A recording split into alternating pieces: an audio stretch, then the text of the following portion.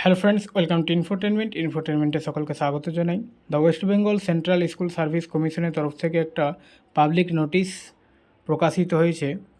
তো এই নোটিশে রয়েছে, দেখো এখানে তারিখটা হচ্ছে 22/5/2026 এবং এখানে রয়েছে this is to notify all concern that the West Bengal central school service commission has not issued any notification regarding cancellation of any panel of the second SLST 80 অর্থাৎ অ্যাসিস্ট্যান্ট টিচার 2025 টিল টুডে।